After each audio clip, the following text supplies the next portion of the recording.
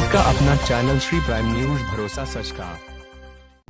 आदरणीय प्रधानमंत्री जी के मार्गदर्शन और उनके नेतृत्व में पूरा देश इस लड़ाई को मजबूती से लड़ रहा है। पहली वेव को पूरी तरह देश के अंदर जीवन और जीविका को बचाने में सफलता के बाद दूसरी वेव ने कुछ समय हमारे लिए भले ही चिंता के लिए एक अवसर दिया हो, लेकिन जिस मजबूती के साथ आदरणीय प्रधानमंत्री जी का यशस्वी नेतृत्व देश को प्राप्त हुआ, आज पूरा देश दूसरी लहर को भी पूरी तरह नियंत्रित करने के नज़दीक है।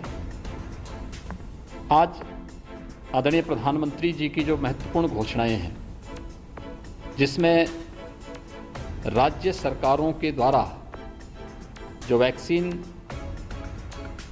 खरीदनी थी और राज्य सरकार को 18 से 44 वर्ष की आयु के युवाओं को वैक्सीन देने के लिए जो स्वतंत्रता दी गई थी, बहुत सारी राज्य सरकारें ऐसी थीं जो इस अर्थ को वहन करने में दिक्कत महसूस कर रही थी। दूसरा, वैक्सीन की उपलब्धता भी एक संकट था। हम सब आभारी हैं आदरणीय प्रधानमंत्री जी के कि उन्होंने आज राज्यों की इस समस्या का समाधान भी किया है और 18 से ऊपर के प्रत्येक नागरिक को मुफ्त में वैक्सीन की घोषणा करके 21 जून से इसे देश के अंदर लागू करने के लिए आज पूरे देश को प्रधानमंत्री जी ने आश्वस्त किया है। इसके साथ ही गरीब कल्याण पैकेज के अंतर्गत मई और जून का खाद्यान्न पूरे देश के अंदर प्रतिमाह 80 करोड़ लोग प्राप्त कर रहे हैं। हर गरीब के प्रति अपनी संवेदना को व्यक्त करते हुए